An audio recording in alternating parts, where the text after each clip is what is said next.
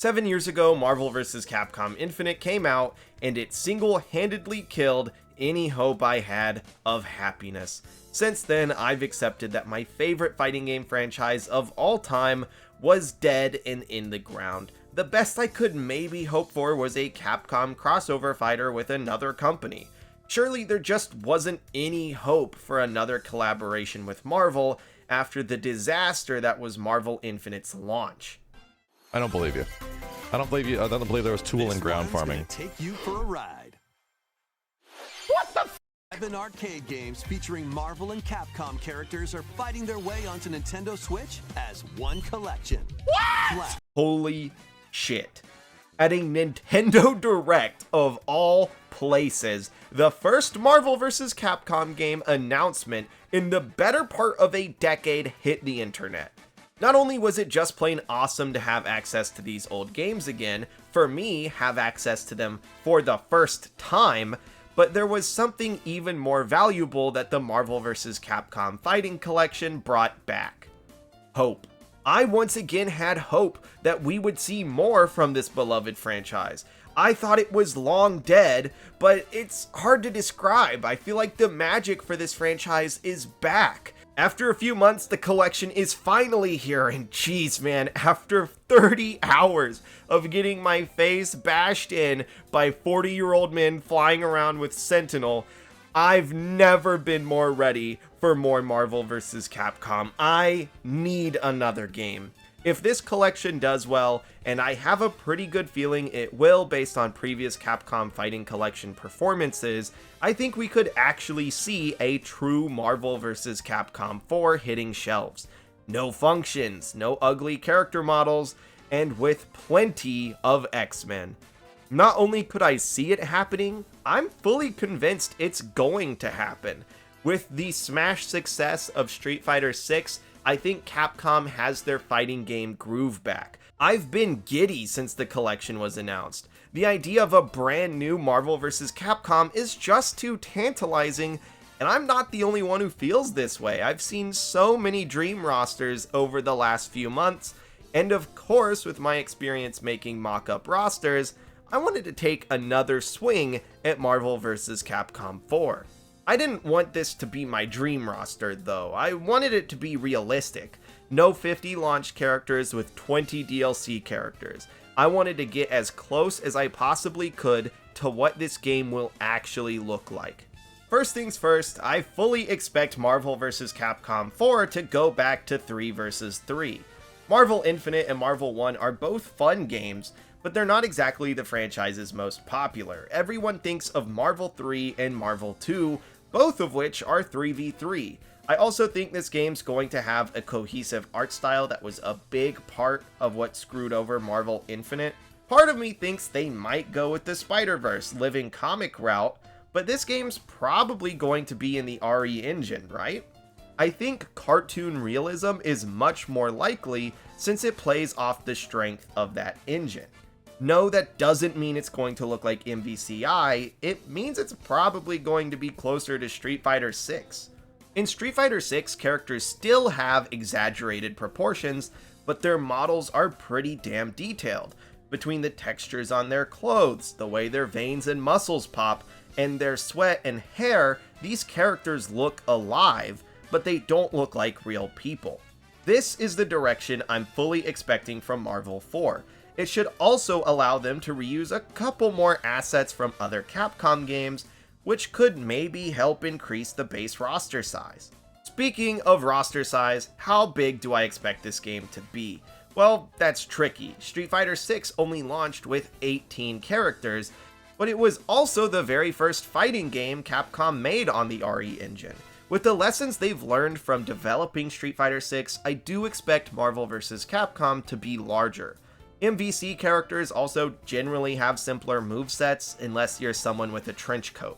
3 vs 3 games also just straight up need larger rosters, otherwise it's gonna feel like you're fighting the same characters every other match. With all of this in mind, I think Marvel 4 is going to have around 30 characters at launch. For my roster, I went with 36, so it can at least flex having a bigger roster than base MVCI. Tying Marvel Infinite for characters after its entire first season of DLC is also good for headlines. Marvel 4 starts ahead of the most disappointing entry in the franchise. So, with that established, which characters are going to populate this game's roster? I'm going to start with the Marvel half of the roster, and we'll work our way to the Capcom characters. Needless to say, narrowing down a universe of characters where there are easily 100 who have an argument, and a pretty good one, to be playable down to just 18 was not an easy task. Because of this, I'm also going to be covering the first season of this game's DLC at the end. Those 3 extra slots really do a lot for rounding out these Marvel choices. Of course, we can just go ahead and start with the no-brainers. I don't see a world where Spider-Man, Captain America, Iron Man, Thor, Hulk, Rocket Raccoon, and Groot aren't playable in a Marvel game. They're just too damn popular. But we can at least save a roster slot here by bringing back the idea that Rocket and Groot are one character. That's one of the few changes I really liked from Marvel Infinite. Rocket and Groot are also going to be the only Guardians rep in this roster. They've had their time in the sun for this franchise, and we could always add a couple in future seasons of DLC. Each Guardian that gets added just takes away from potential X-Men and Spider-Man characters. Speaking of Spider-Man characters, I'm kind of tired of having a maximum of 2 Spider-Man reps, if not only 1, in these games. This is the most popular superhero franchise of all time, and we're giving Spider-Man a well-deserved 3rd slot for my roster. For my 2 additional Spider-Man slots, I went with Venom and Green Goblin. Venom, kind of self-explanatory, right? He's massive, a legacy character, and everyone likes him. As for the Green Goblin, well, Venom's not really a villain anymore. For our first true Spider-Man villain in Marvel vs. Capcom, I don't see any other choice. He's the Webhead's arch nemesis, and in a game with flying mechanics, I think his glider would lead to an extremely sick moveset. Another inevitability is the inclusion of more Avengers. They're not just going to add the core 4, but I think with 2 other Avengers reps, we can represent the team extremely well. I ended up choosing Black Panther and Scarlet Witch. Black Panther hasn't really gotten his chance to shine in a Marvel vs. Capcom game. He was an extremely difficult to play DLC character for a game that died after just a couple of months. I don't think it'd be an exaggeration to say that Black Panther might be the single most unexplored Marvel vs. Capcom character in the entire franchise. As for Scarlet Witch, bro, come on, she's so popular. I've seen so many fan cams and I don't even follow that many nerds, okay? I also think she's a cool magic using Avenger that could replace Doctor Strange. Strange was in the last 2 Marvel vs. Capcom games. I think it's fine to bench him for a little bit. Maybe he can even be DLC down the road. This game just can't be another Avengers vs. Capcom game. That's a large part of what screwed over MVCI so badly. Scarlet Witch's reality warping and chaos magic could lead to an insane moveset that nobody else in the Marvel universe could really offer. She's also our first mutant rep of this game, and believe me, we are going to make up for lost time with our X-Men. Pretty much the rest of our roster will be characters related to our beloved mutants, so let's start out with the no-brainers. Wolverine, Storm, Magneto, and Deadpool are probably going to be playable in every new Marvel vs. Capcom for the rest of time. They're all ridiculously popular and have an insane amount of legacy in this franchise. Speaking of legacy, there are a lot of X-Men characters from older games that people want to see. Sentinel, Psylocke, Cable, but for this roster, I went with Cyclops and Juggernaut. Cyclops is the Shoto for the Marvel half of the MVC rosters. He's seen as Ryu's rival, and I think he's too damn important to both the X-Men and Marvel vs. Capcom franchises to leave out of the next Marvel vs. Capcom game.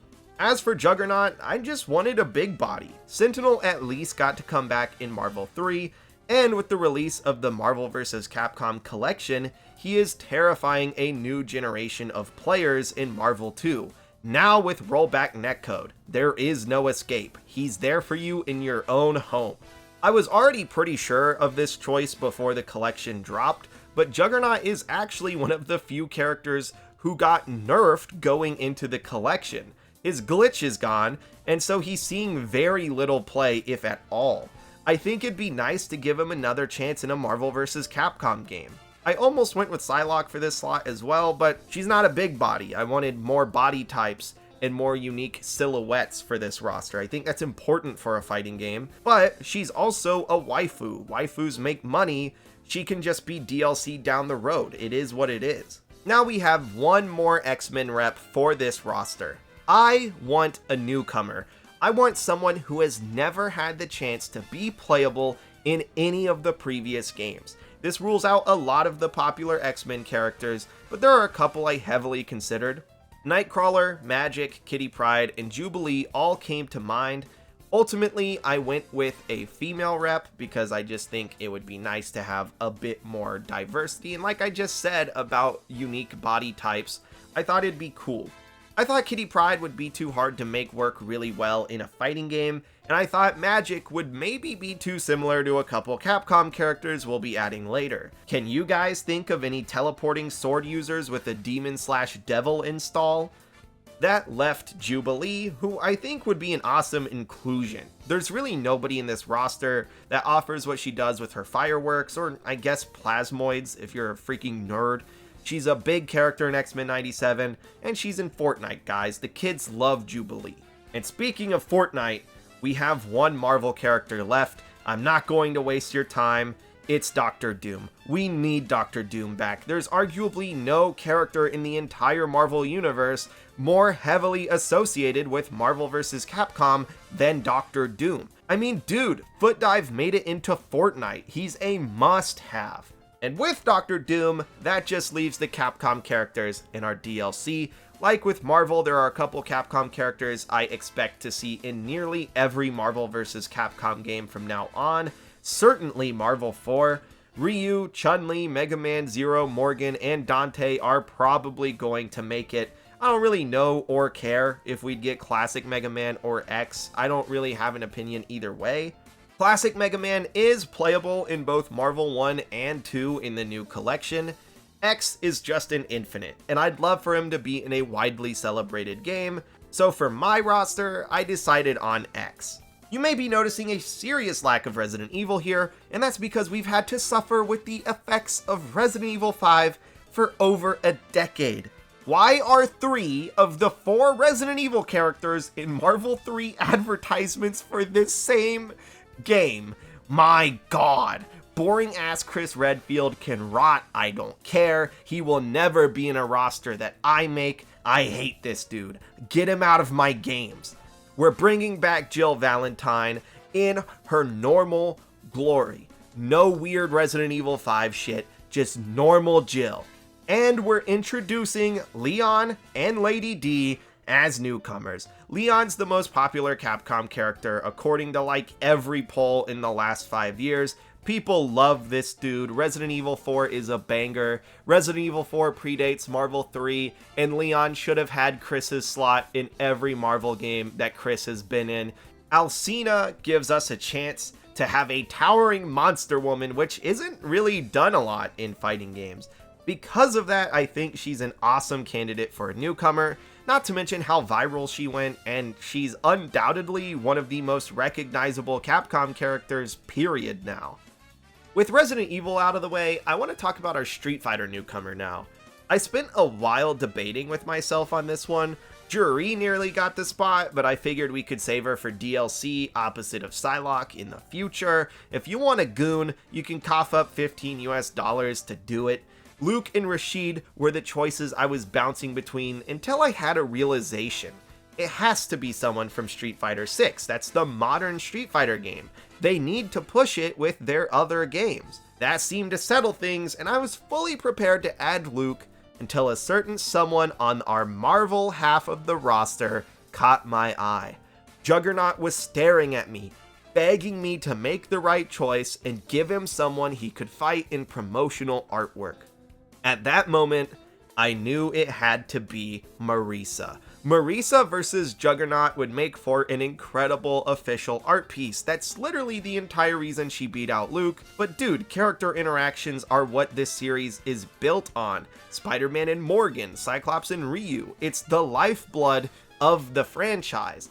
She's also got a unique body type and a unique playstyle compared to anyone else I think would be in the roster.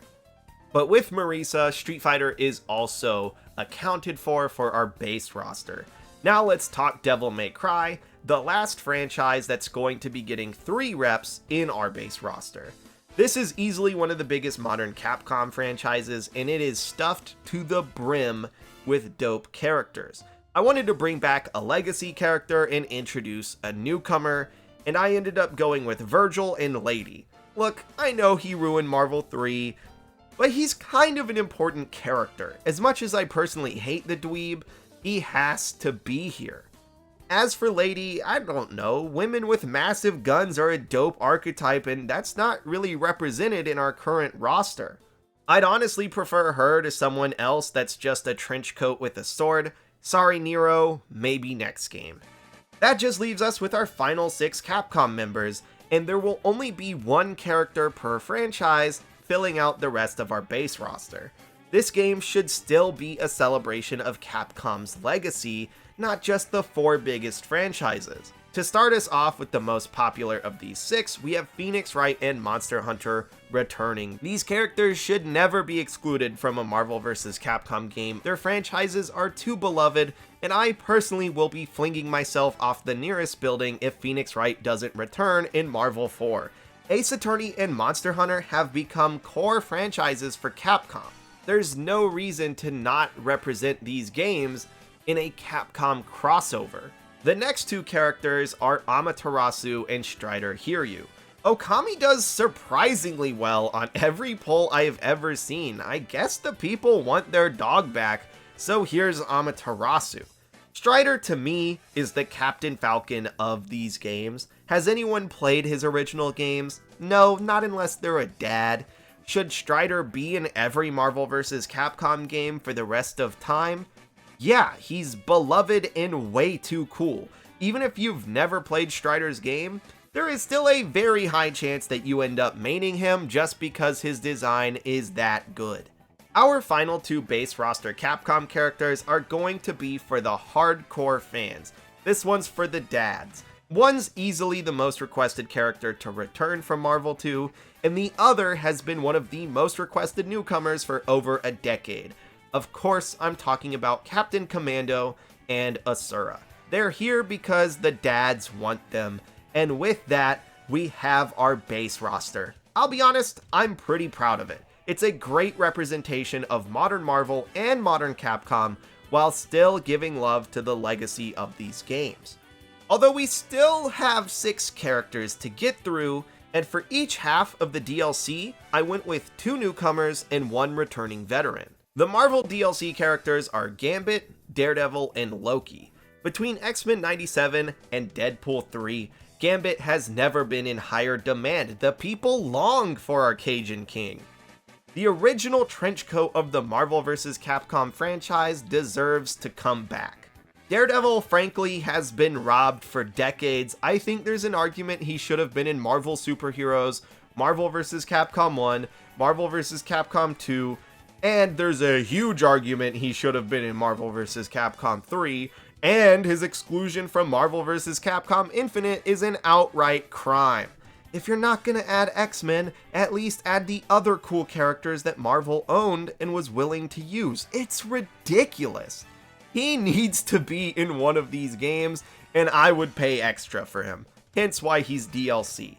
For the final DLC pick, Loki's in a pretty similar situation to Daredevil. He easily should have been in Marvel 3 and Infinite. Give the dude his shot. Everyone loves Loki. He deserves it. And that just leaves us with our Capcom DLC. There were a lot of characters who nearly made the cut. Juri, Luke, Rashid, Nero, Feline, John Talbane, Dimitri, Felicia, Tron Bond, and many more. In the end, I went with Akuma, Miles Edgeworth, and Regina. Since we went with Marisa over another Shoto in the likes of Luke, I thought Akuma made a ton of sense. He's popular, He's a villain rep, he's hype, and he missed out on the last Marvel vs. Capcom game. For Miles Edgeworth, I wanted a character specifically for the women out there. I feel like most of the roster inclusions are to appeal to dudes, but women play these games too. Miles Edgeworth was second only to Leon and Dante for the women's results on the Capcom Super election. I also think he has insane potential for a moveset. Phoenix Wright is a character designed around working your ass off to quote-unquote win the case by finding evidence and doing it the right way. Then once you've done that, he goes into turnabout and he wins the match by summoning the judge. What if we just had a lawyer who was built around cheating? He always has the right evidence because the dude fabricates it. Edgeworth would be the much easier Ace Attorney rep, made for fans of the franchises that don't want to bust their asses as Phoenix Wright. Edgeworth is the easy way, and his base kit is better than Phoenix Wright at his base, but Edgeworth isn't going to get access to buffs like Turnabout mode. Finally, there's Regina from Dino Crisis. Look, Dino Crisis fans absolutely hijacked and obliterated the Super Election poll from Capcom. There's no rational explanation to how this franchise did so well on every single poll. The least we can give these fans is a character in Marvel vs. Capcom. That said, if they're going to hijack the poll, they can at least pay extra for their character. Whew, okay, there we have it. My concept and mock-up for a Marvel vs. Capcom 4. If I were to pick a team from this roster, I'd absolutely play Cyclops, Leon Kennedy, and Phoenix Wright. Those are my boys. It pisses me off that those characters have never all been in the same game, and this should be the one to do it. Please, Capcom, I am begging you. Out of the characters I've selected, who would you guys play? Leave your teams in the comments down below, and tell me which characters you would like to see as DLC for this game. Who knows, if there's enough demand, I might come back to this concept and add those DLC reps. Also, if you would like to see Marvel vs. Capcom 4, I would seriously consider buying the Marvel vs. Capcom Fighting Collection. I'm not sponsored or anything, but I just love this franchise. I want to see it continue, so if it's financially feasible for you, I would just cop the game. It's the best fighting game collection I've ever played, and it's more than worth the money. There's no harm in waiting on the physical release or a sale on the digital version either, if that makes it more worth to you. But yeah, get the game, it's worth it. Thank you guys for watching. If you like this style of video, make sure to subscribe. I've made quite a few fighting game and video game concepts, and I have a lot of plans for Marvel vs. Capcom content. Marvel lives, baby! We're back!